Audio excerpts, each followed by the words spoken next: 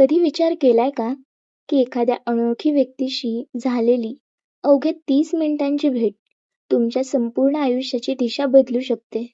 हो, आज आपण अशीच एक सुंदर आणि निखळ प्रेमकथा ऐकणार आहोत, जी तुमच्या थेट मनाला भिडेल. नमस्कार मित्रांनो, स्वागत आहे तुमचं रेणुका क्रिएशनवर. आजची गोष्ट आहे चंदन आणि सायलीची, एका अवचित आलेल्या पावसाची आणि कधीही न संपणाऱ्या विश्वासाची. जर तुम्हाला खऱ्या प्रेमाची ताकद अनुभवायची असेल तर हा व्हिडिओ शेवटपर्यंत नक्की ऐका. चला तर मग सुरू करूया. आयुष्यात काही माणसं अशी अचानक येतात की त्यांच्या येण्याने संपूर्ण आयुष्यच बदलून जातं. चंदनच्या आयुष्यातही ती अशीच आली होती, एका अवचित आलेल्या पावसासारखी. चंदन हा स्वभावाने अत्यंत शांत, मनमिळाऊ आणि आपल्या कामाशी काम ठेवणारा मुलगा. एका मोठ्या शहरात IT कंपनीत तो डिझायनर म्हणून काम करायचा. रोज सकाळी उठणे, ऑफिसला जाणे, रात्री परतणे, यातच त्याचे आयुष्य चालले होते. प्रेमावर त्याचा विश्वास नव्हता असे नाही, पण आपल्यासाठीही कोणीतरी बनले असेल असा विचार करायला त्याला कधीच वेळ मिळाला नव्हता. त्या दिवशी शनिवार होता. ऑफिसचे काम संपवून चंदन घरी परतत होता. अचानक आभाळ भरून आले आणि बघता बघता धो धो पाऊस सुरू झाला. चंदनने घाईघाईने रस्त्याच्या कडेला असलेल्या एका छोट्या टपरीचा आसरा घेतला. पाऊस इतका वाढला की पुढच्या 5 मिनिटात रस्त्यावर पाणी साचू लागले. एक कडक चहा मिळेल का दादा? मागून एक गोड आणि किंचित थरथरणारा आवाज आला. चंदनने सहज मागे वळून पाहिले. ती सायली होती. एका हातात छत्री जी वाऱ्यामुळे उलटी झाली होती आणि दुसऱ्या हातात ऑफिसची बॅग सांभाळत ती तिथे उभी होती. तिचे ओले झालेले केस तिच्या गालावर आले होते आणि ती थंडीने थोडी कुडकुडत होती. टपरीवाल्याने चहा दिला. तिथे बसायला फक्त एकच छोटी वाकडी होती. सायलीने चंदनकडे पाहिले. चंदनने हसून तिला तिथे बसण्यासाठी जागा दिली. सायलीने थँक्यू म्हटले. चंदन सहज बोलला, खूपच जास्त पाऊस आहे आज. त्यावर सायली हसून म्हणाली, हो ना, मी तर पूर्ण भिजले. त्यात ही छत्रीही ऐनवेळी दगा देऊन बसली. तिचे ते निखळ हसू पाहून चंदनच्या छातीत काहीतरी सुटल्यासारखे झाले. त्या चहाच्या टपरीवर पावसाच्या आवाजात त्या दोघांमध्ये गप्पा सुरू झाल्या.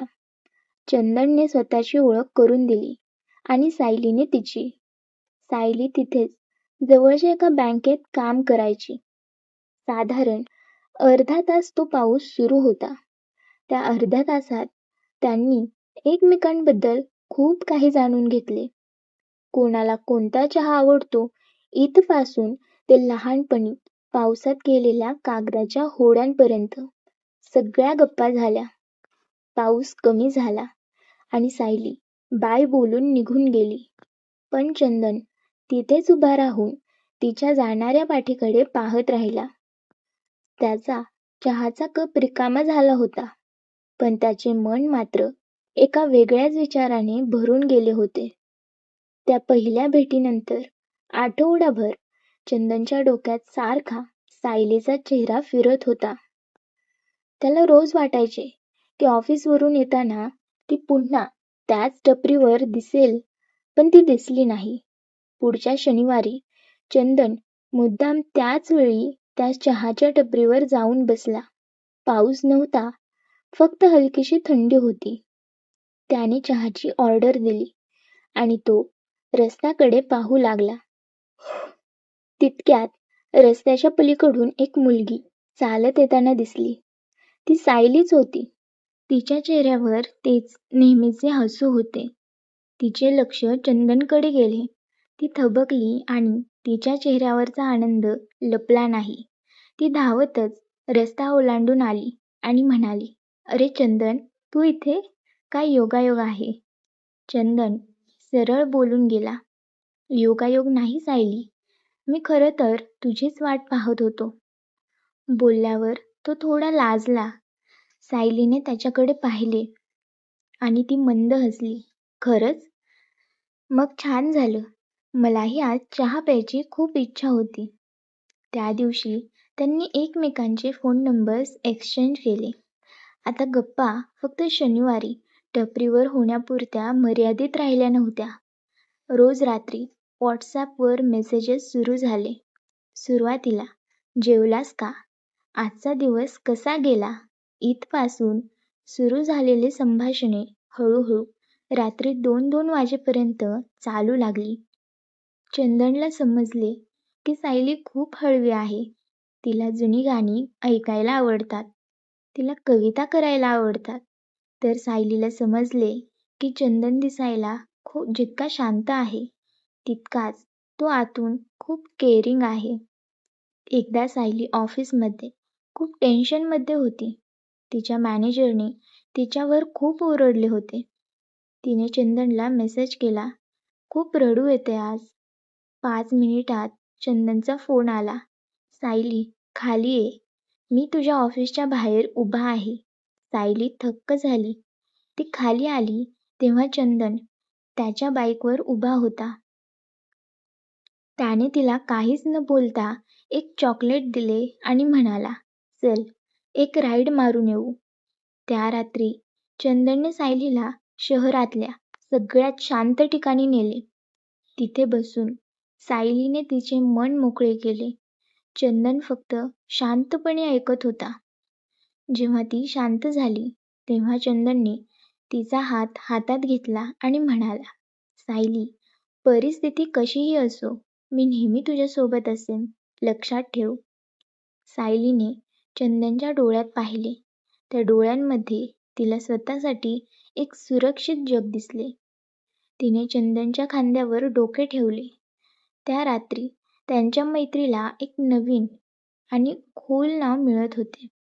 महिने सरत गेले.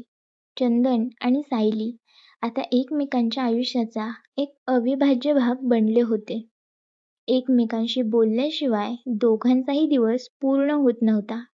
पण अजूनही कोणी कोणाला आय लव्ह यू म्हटले नव्हते. दोघांनाही माहिती होते की ते एकमेकांच्या प्रेमात आहेत. पण ती पहिली पायरी कोण टाकणार हाच मोठा प्रश्न होता. चंदनने ठरवले की आता मनातल्या भावना सांगण्याची वेळ आली आहे. सायलीचा वाढदिवस जवळ येत होता. चंदनने एक खास प्लॅन केला. वाढदिवसाच्या दिवशी संध्याकाळी चंदन सायलीला एका सुंदर, शांत लेकच्या काठावर घेऊन गेला. तिथे त्याने आधीच एक छोटीशी जागा फुलांनी आणि दिव्यांनी सजवून ठेवली होती. सायलीने जेव्हा ते पाहिले तेव्हा तिच्या डोळ्यात आनंदाश्रू आले. त्यांनी केक कापला आणि दोघे लेकच्या काठावर बसले. पाण्याचा शांत आवाज येत होता आणि आकाशात चांदण्या चमकत होत्या. चंदनने खिशातून एक छोटी मखमली डबी काढली आणि ती सायलीच्या समोर धरली. त्यात एक चांदीचे पैंजण होते. चंदन म्हणाला, सायली, मला खूप सुंदर बोलता येत नाही. गाणी किंवा कविता करून प्रेम व्यक्त करता येत नाही. पण एक गोष्ट नक्की सांगू शकतो. माझं आयुष्य तुझ्याशिवाय अपूर्ण आहे. जेव्हा तू माझ्यासोबत असतेस तेव्हा मला जग जिंकल्यासारखं वाटतं. मला माहीत नाही माझ्या नशिबात काय आहे. पण मला माझ्या नशिबाच्या प्रत्येक पानावर फक्त आणि फक्त तुझं नाव हवं आहे. Sayali, I love you. माझ्या आयुष्याची सोबती बनशील? सायली शांत झाली. तिच्या डोळ्यातून पाण्याचे थेंब घळघळू लागले. चंदन थोडा घाबरला. सायली, काही चुकीचं बोललो का मी? सायलीने काहीच न बोलता थेट चंदनला घट्ट मिठी मारली आणि त्याच्या छातीवर डोके ठेवून रडू लागली. ती रडत हसून म्हणाली, चंदन, तू खूप उशीर केलास रे सांगायला. मी तर कधीच तुझी झाले आहे. मलाही तुझ्याशिवाय कुणाचाच विचार करायचा नाहीये. आय लव्ह यू टू चंदन. त्या शांत लेकच्या काठावर चांदण्याच्या साक्षीनं दोन जीव एकत्र आले होते. प्रेम करणे सोपे असते, पण ते निभावणे अधिक महत्त्वाचे असते. काही दिवसांनी चंदनच्या कंपनीत अचानक मंदी आली आणि त्याला नवीन प्रोजेक्ट मिळणे बंद झाले. कंपनीने काही कर्मचाऱ्यांना कामावरून काढायला सुरुवात केली. चंदन खूप टेन्शनमध्ये होता. त्याला भीती वाटत होती की जर त्याची नोकरी झाली तर तो सायलीच्या पालकांकडे तिचा हात कसा मागेल. तो स्वतःला खूप एकटा आणि अपयशी समजू लागला होता. तो सायलीपासून थोडा दूर राहू लागला. तिचे फोन टाळू लागला. सायलीला समजले की काहीतरी गडबड आहे. ती एक दिवस थेट चंदनच्या घरी पोहोचली. चंदन घरात अंधारात बसला होता. सायलीने विचारले, चंदन, हे काय चाललं आहे? चंदनने निराश होऊन म्हटले, सायली, तू प्लीज जा इथून. मी सध्या चांगल्या मनस्थितीत नाहीये. सायली त्याच्या जवळ गेली आणि त्याच्या समोर बसली.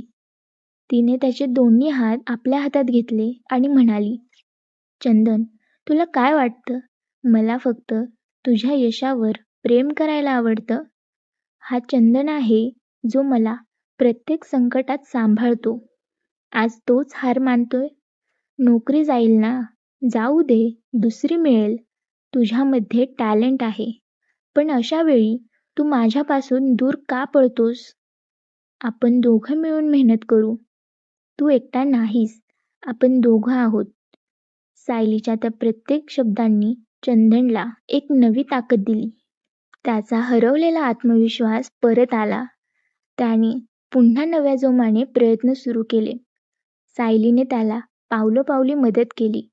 त्याला मानसिक आधार दिला आणि महिनाभरातच चंदनला एका खूप मोठ्या मल्टीनॅशनल कंपनीत आधीपेक्षा चांगल्या पॅकेजवर नोकरी मिळाली. त्या दिवशी चंदनने सायलीला घट्ट मिठी मारली आणि म्हणाला, सायली, जर तू आज माझ्यासोबत नसतीस तर मी कदाचित कोसळलो असतो. तू माझं खरं भाग्य आहेस. आता त्यांच्या प्रेमाला घरच्यांची संमती मिळवण्याची वेळ आली होती. चंदनने आधी आपल्या आईवडिलांना सायलीबद्दल सांगितले. सायलीचा सुस्वभाव आणि तिची समजदारी पाहून चंदनच्या घरच्यांनी लगेच होकार दिला. त्यानंतर चंदन सायलीच्या घरी गेला. सायलीचे बाबा थोडे कडक स्वभावाचे होते. त्यांनी चंदनला समोर बसवले आणि विचारले, तू माझ्या मुलीला सांभाळू शकशील का? तिच्या सगळ्या गरजा पूर्ण करू शकशील का? चंदनने अत्यंत आदराने आणि आत्मविश्वासाने उत्तर दिले, काका, मी तिला जगातील सर्व सुख देईन असा खोटा दावा करणार नाही. कारण आयुष्यात सुख-दुःख येतच राहतात. पण मी तुम्हाला एक वचन नक्की देतो. आयुष्यात कितीही मोठा प्रसंग आला तरी मी सायलीचा हात कधीच सोडणार नाही. तिच्या डोळ्यात माझ्यामुळे कधीच पाणी येणार नाही आणि जर आलं तर ते फक्त आनंदाचंच असेल. चंदनचा प्रामाणिकपणा पाहून सायलीच्या बाबांच्या चेहऱ्यावर एक समाधान दिसले. त्यांनी हसून चंदनच्या खांद्यावर हात ठेवला आणि म्हणाले, मला माझ्या सायलीसाठी तुझ्यापेक्षा चांगला मुलगा मिळूच शकत नाही. काही महिन्यानंतर एका सुंदर सकाळी सनई चौघड्यांचा सुरात चंदन आणि सायलीचा विवाह सोहळा अत्यंत थाटामाटात पार पडला. लग्नानंतरच्या पहिल्या रात्री दोघे घराच्या गच्चीवर उभे होते.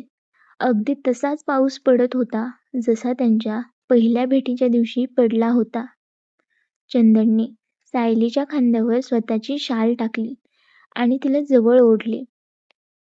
तुला आठवतंय सायली, आपली पहिली भेट, तो चहा, तो पाऊस? चंदन म्हणाला. सायली लाजत म्हणाली, हो, कसं विसरणार. त्या दिवशी माझी छत्री तुटली होती म्हणून मला तू मिळाला आणि माझ्या आयुष्यातला एक कायमची छत्री मिळाली जी मला प्रत्येक उन्हा पावसापासून वाचवते.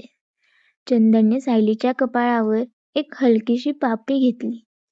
पावसाचे थेंब त्यांच्यावर पडत होते, पण त्यांच्या मनात मात्र प्रेमाची एक उबदार भावना होती.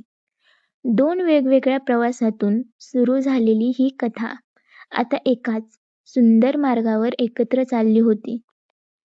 तर मित्रांनो, कशी वाटली चंदन आणि सायलीची ही गोड प्रेमकथा? जर या कथेने तुमच्याही मनाचा एखादा कोपरा स्पर्श केला असेल तर व्हिडिओला आत्ताच लाईक करा. अशाच अप्रतिम, भावनिक आणि मनाला भिडणाऱ्या नवनवीन गोष्टी ऐकण्यासाठी तुमच्या लाडक्या रेणुका क्रिएशन